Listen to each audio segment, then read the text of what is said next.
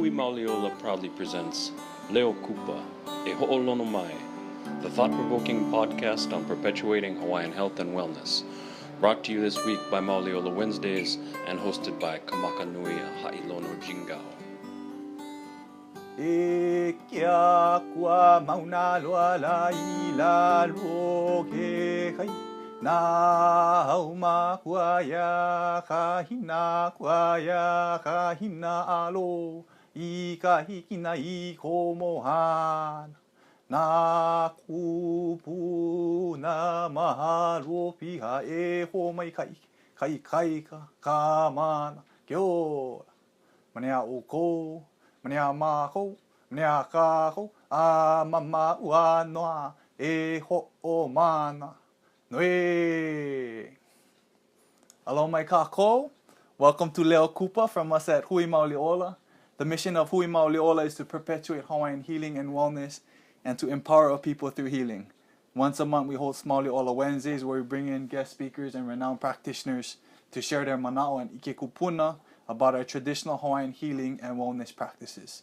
Mauliola Wednesdays are free to the public and held every fourth Wednesdays at Papahana Kua'ola, located on Oahu in the Ahupua of Heia in the Ili of Waipau.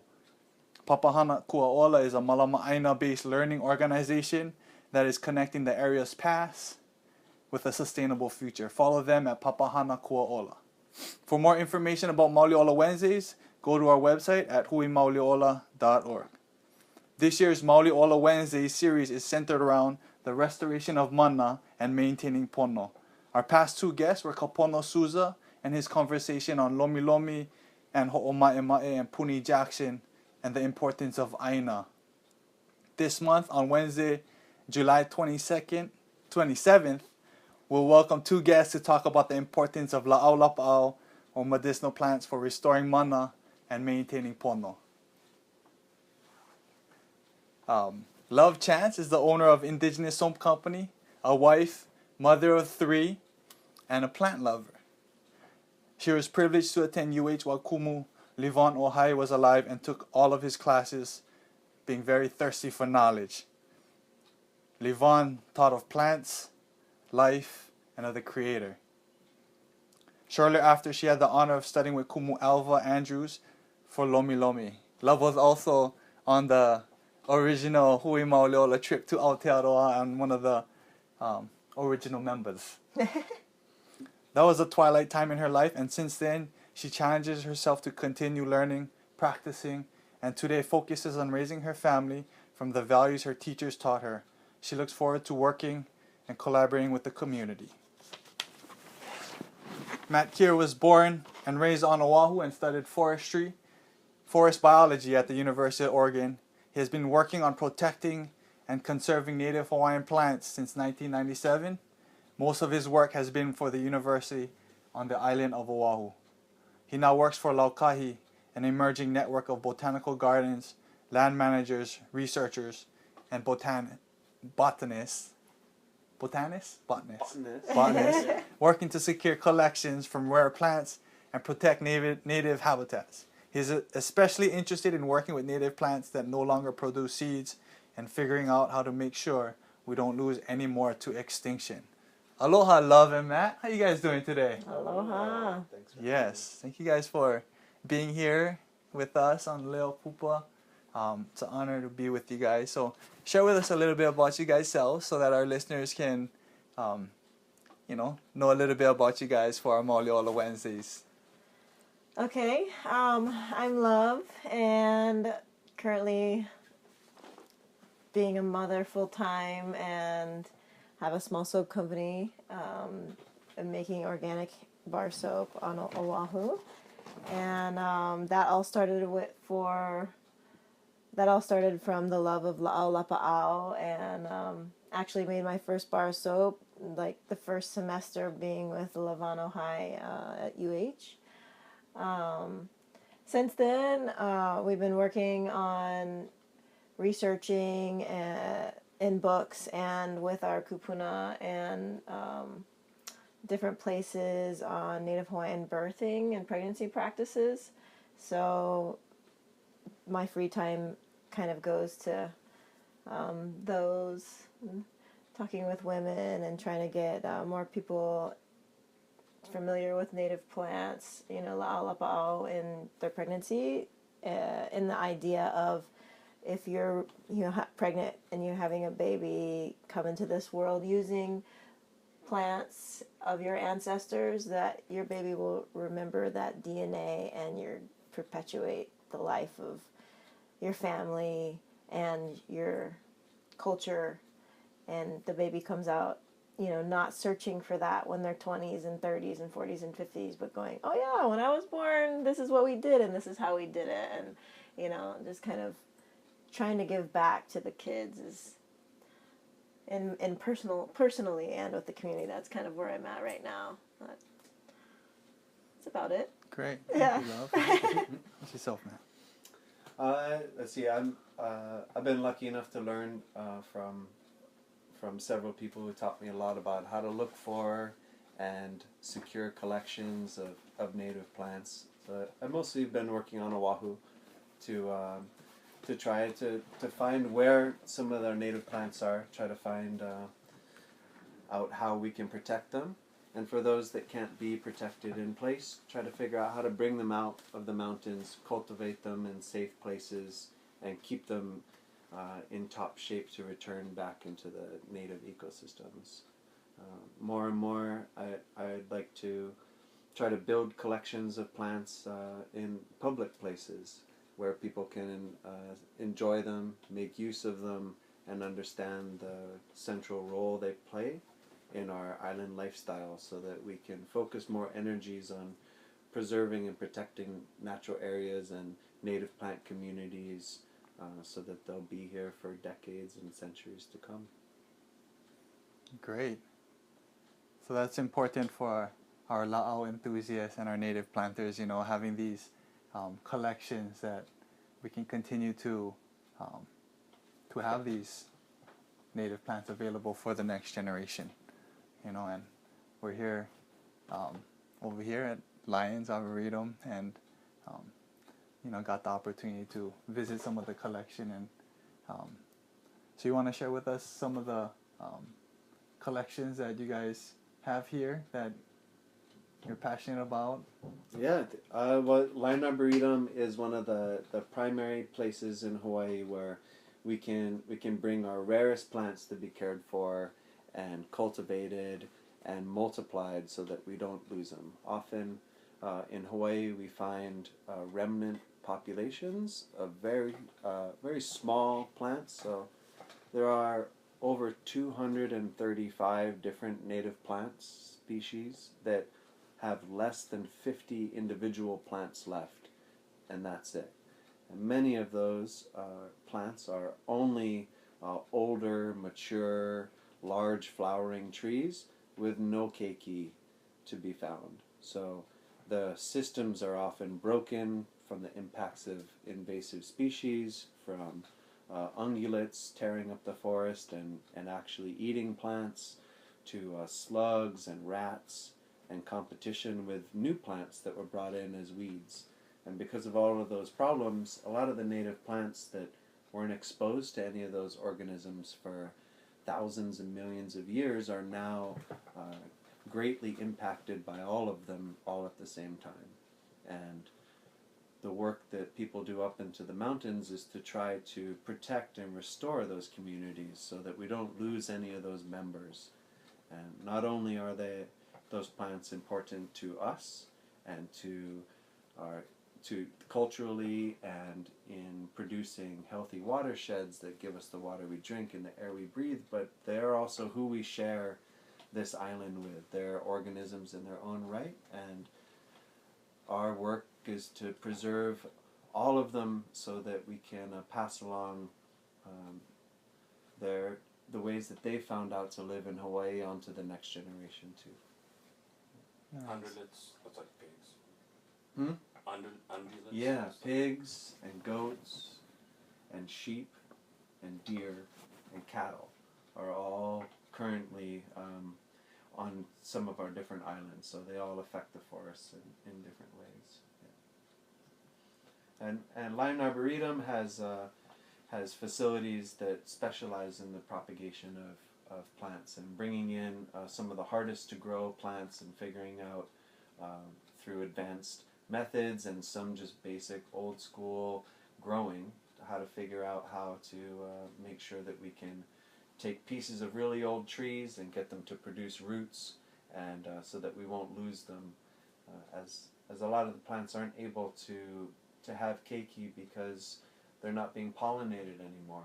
We've lost a lot of our bird species that used to specialize on our Hawaiian plants. So when plants aren't pollinated, they don't produce seeds, or the seeds that they produce aren't necessarily fit and ready for the next generation. So one of the things we can do is figure out how they were pollinated and recreate that through hand pollinating and through careful breeding and research at secure places like this.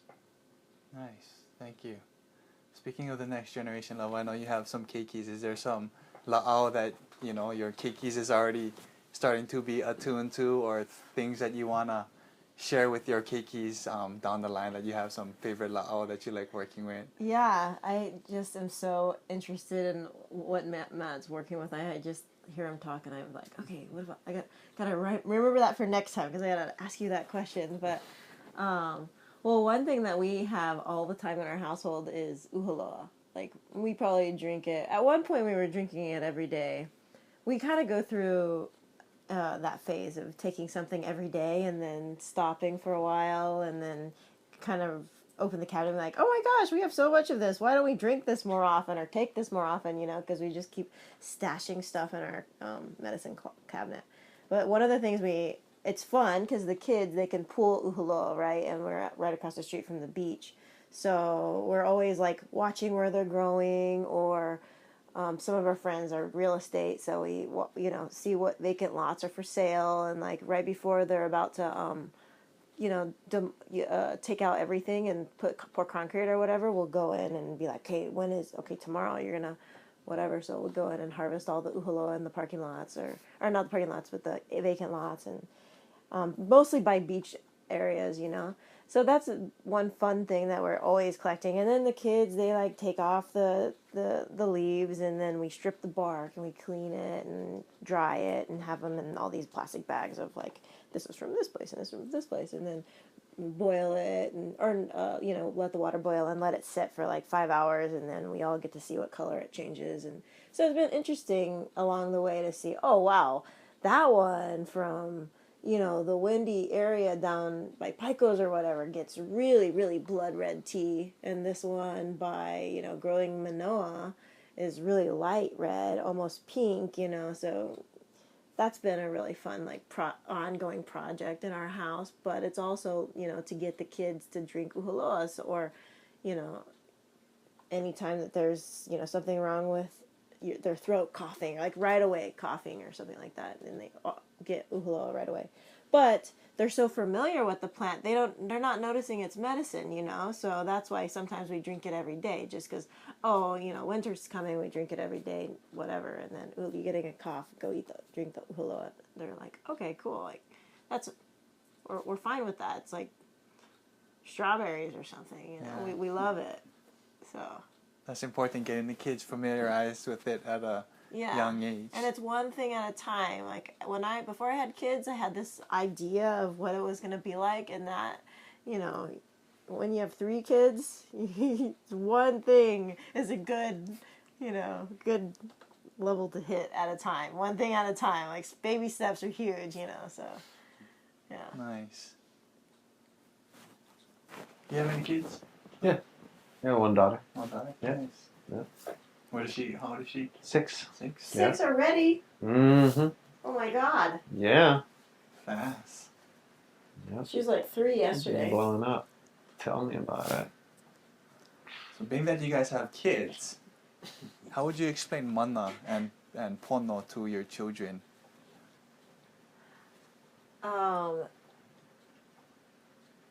I was just thinking about the Olelo no Yao. He threw me off. Well, we can go to But that. it was ua ola loku ike aloha. It's like love gives life with it, and it's so simple. But I was downstairs looking at all the, you know, seeds that and growths or whatever. They're not even from seeds. They're just growth, life, and this rare plant, area.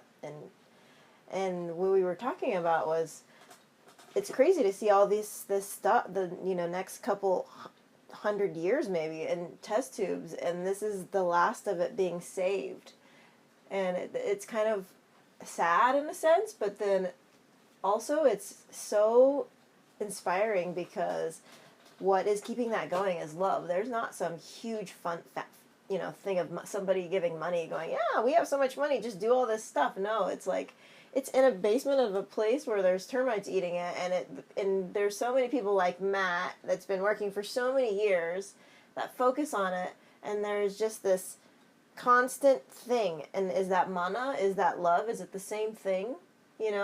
But it's what is perpetuating our future, and that's the one little tiny piece besides the environment, besides the species, besides human or plant or animal or whatever it is. There's one little thing that's keeping everything going, and I guess that's what mana is. That one thing that gets Matt to do this for 20 years in this place, and that one thing that gets all of his colleagues to save that one plant, and the most rare plant in the world downstairs, and that's the same thing that makes that one plant in the world for the last 4 years go, you know what, guys? I'm not going to die right now. I'm not going to die today. I'm going to keep going because you guys are paying so much attention to me, and you guys want this. We're going to work together, and we're going to make this work, whatever it may be in the future. So even that relationship. The relationship. Relationships of having that aloha for that plant, to have that, Doesn't even have to be human to human, or like the love and the mana is just something that's it could be the relationship between time and light. It's that small. It's like the beginning of time. The relationship between time and light brought everything, but now we're going way deep. So.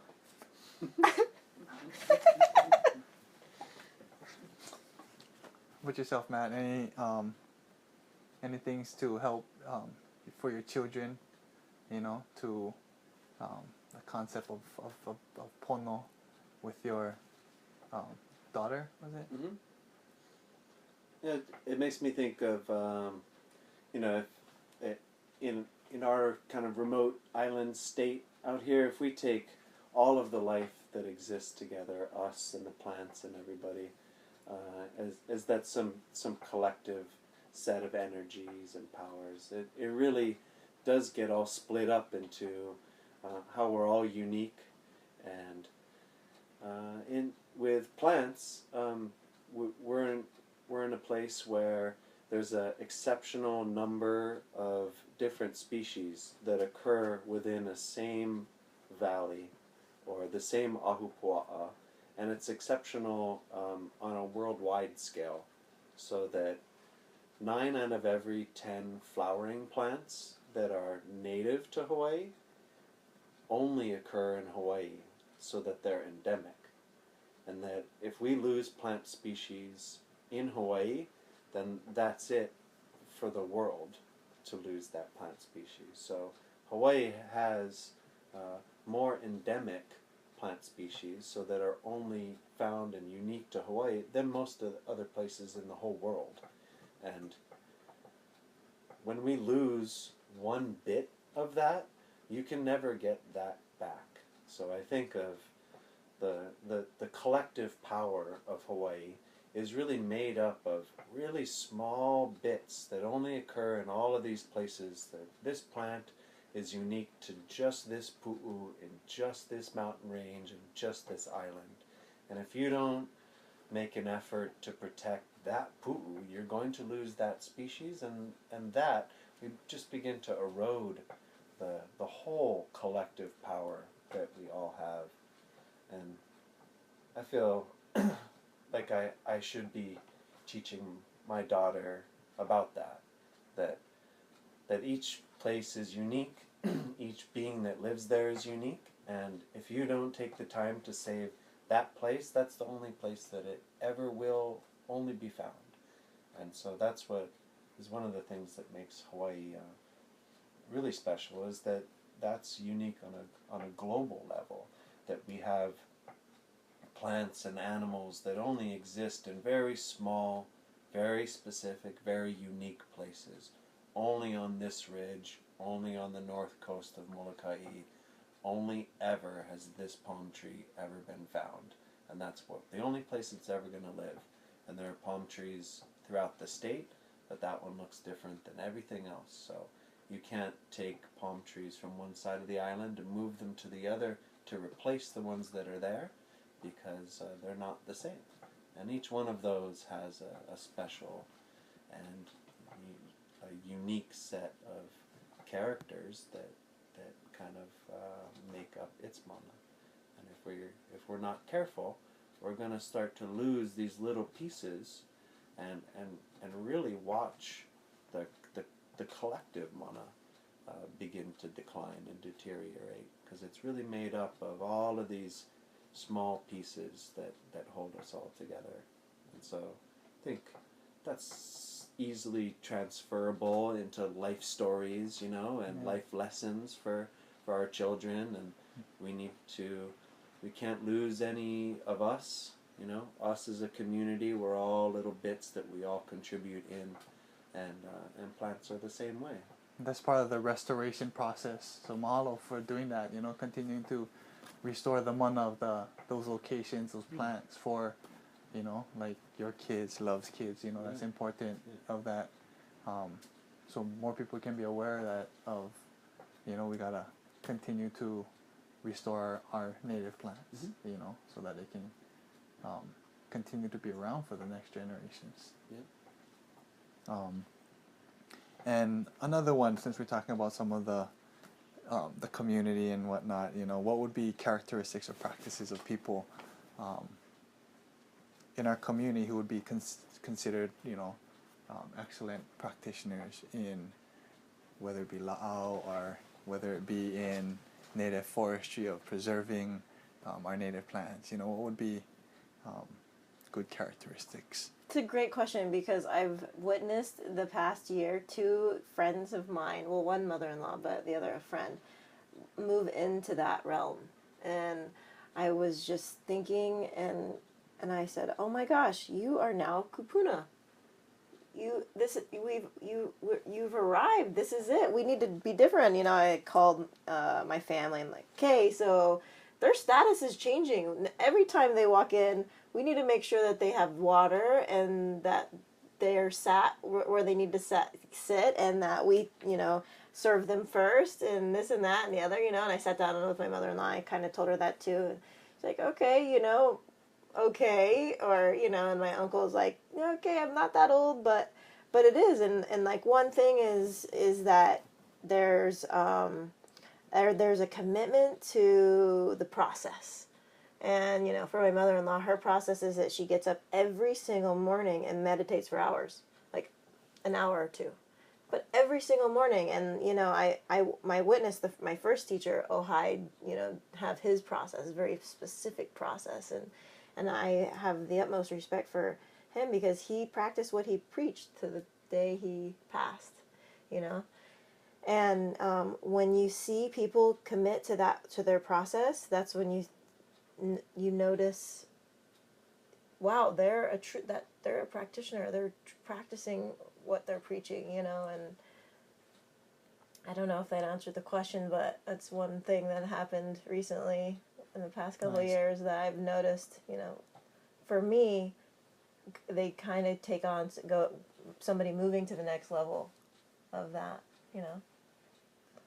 Yes, absolutely. And that process of being a practitioner, that commitment. Committing to what it is. Yeah.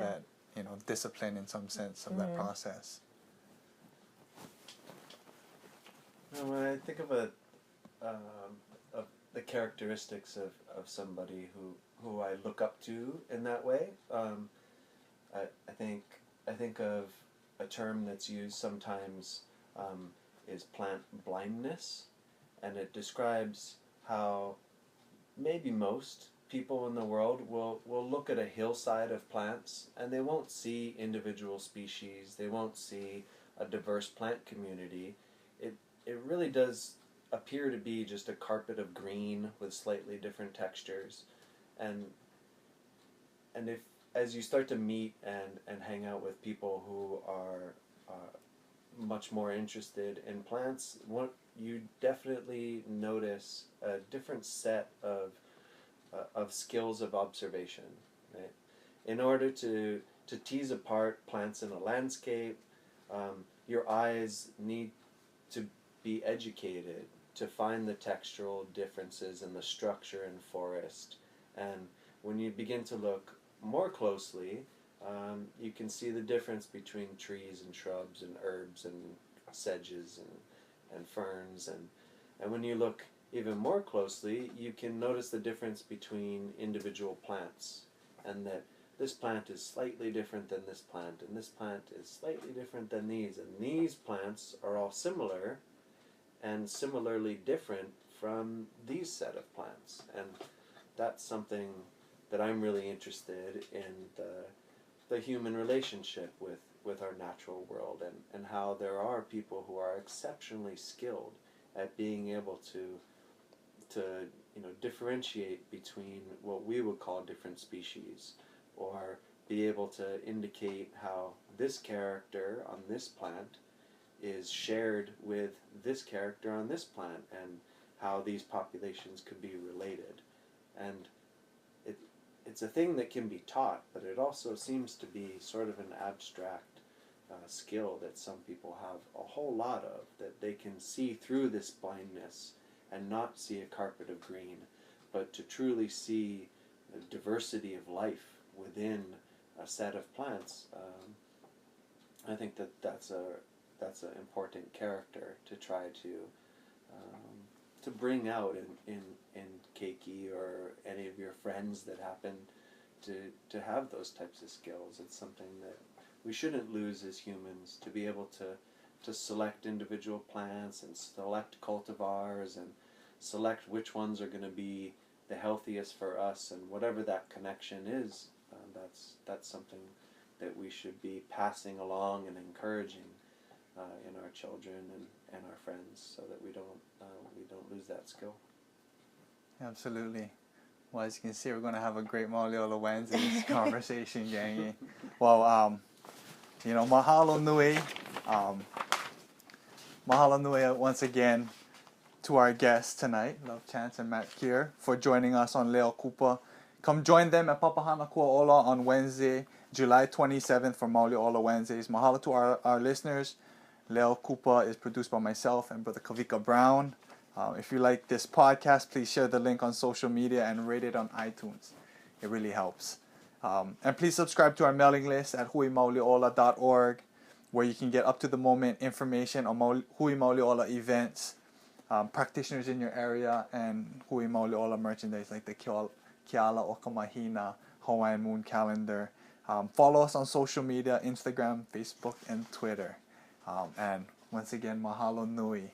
So close up with Pule e kia kua mana loa la I lalo ke kai nao makua ya kahina kua kahina alo kahikina kumuhana na kupuna mahalo piha e ho mai ka ike ka ikai ka kamana ke ola mania o ko mania ma ko mania ka ko a mama ua noa e ho o mana no e.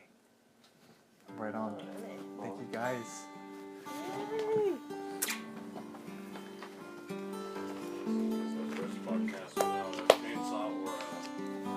A controlled environment. You should have told me. We could have messed it up.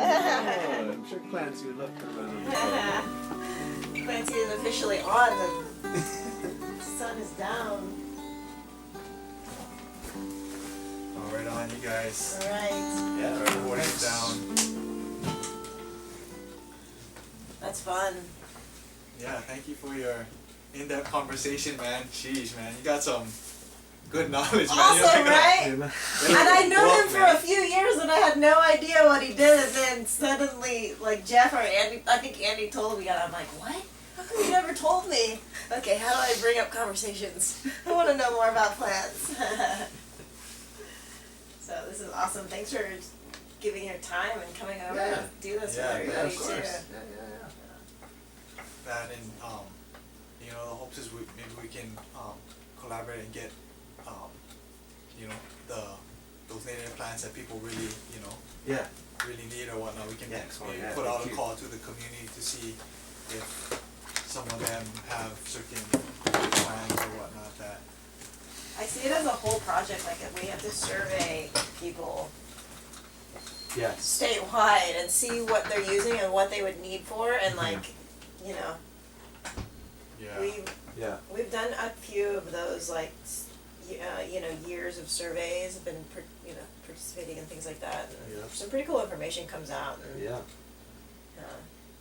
I've been talking with my friend Kaleo about doing that. He works he takes care of like ulupo heiau and stuff on the inside, and because he's got all this planting area, it's like you know, for something like olona, you know, it's like a super important plant.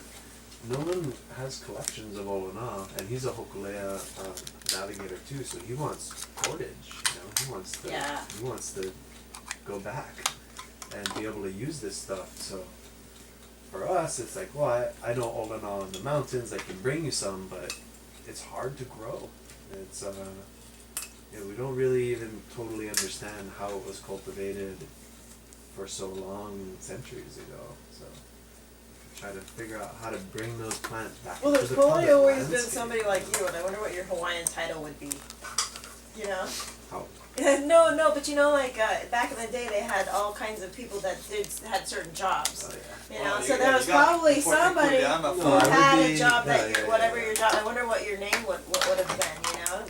Well, I would always want to take be care of, like, you know what I mean? Like your work, bro, is freaking important for the community, Yeah. man. You know what I mean? right, Like, right. without you, bro, things would be like, you know, there'd be a lot of. And how did the cordage survive that long? Well, there was somebody who had that job. Yes. You know. Yeah. I want the job to like take bananas up into the mountains. Like that's maybe would probably have been my favorite job. So you still go to all these places, right? It's plant like, bananas in the. it's like, oh, it's up there, you know, like what? How did that even get up there? So, and there were clearly people like chucking them off the cliffs and putting them into streams like for a long, long time. Because this island is like full of up in the mountains, you know. It's so interesting to see that footprint, you know. People who live down here, people live full time up there. It's like the people on the mountains. And one of the bird catchers and collectors. Right, and stuff the feather like that. collectors. Yeah. It's crazy. Yeah, it's crazy. One of the medicinal things that we're making now is 3 days after the baby's born, we take 9 drops of the banana flower sap and put it into a mixture from an ihao mixture. So we have like all kind of like 6 other different plants and mix it all together, and then